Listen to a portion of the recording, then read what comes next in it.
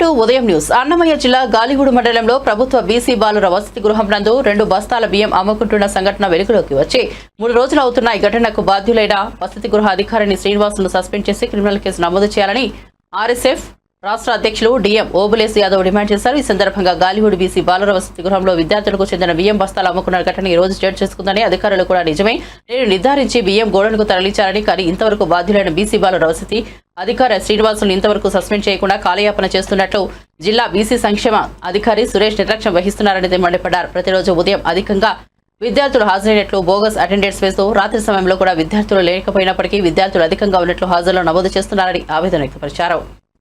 జిల్లా రాయచోటి నియోజకవర్గంలోని గాలివీడు మండలంలో ఉన్నటువంటి బీసీ హాస్టల్ వార్డన్ శ్రీనివాసులు గారు హాస్టల్ విద్యార్థులకు అన్నం పెట్టాల్సినటువంటి రైస్ని ఇవాళ ఇతర షాపులకు వ్యాపారం చేసేటువంటి పద్ధతుల్లో ఇవాళ అమ్మకానికి పెట్టారు.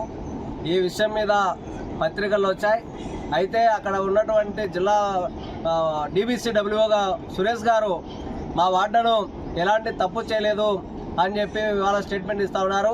ఎంఆర్ఓ గారు స్పష్టంగా ఎంక్వైరీ చేసి అక్కడ జరిగినటువంటి అమ్మకం మీద ఏదైతే ప్రభుత్వం సప్లై చేస్తున్నటువంటి రైస్ మీద ఈ కొనుగోలు చేసినటువంటి వాళ్ళ దగ్గర పోయి ఆడ విచారణ చేసినప్పటికీ కూడా ఇవాళ జిల్లా అధికారిగా ఉన్నటువంటి సురేష్ గారు మా వార్డను ఆణిముత్యం అని చెప్పి చెప్పడం అనేటువంటిది సిగ్గుమాలిన చర్య.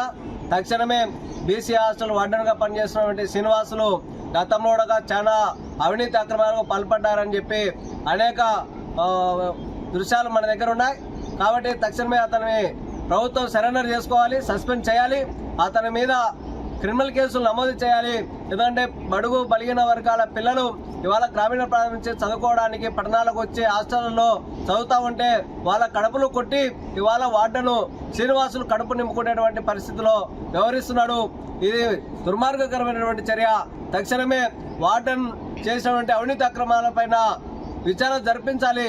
తక్షణమే అతను ఉద్యోగం నుంచి తొలగించాలని చెప్పి రెవల్యూషనరీ స్టూడెంట్స్ ఫోరం ఆర్ఎస్ఎఫ్ రాష్ట్ర కమిటీ తరఫున డిమాండ్ చేస్తూ ఉన్నాం.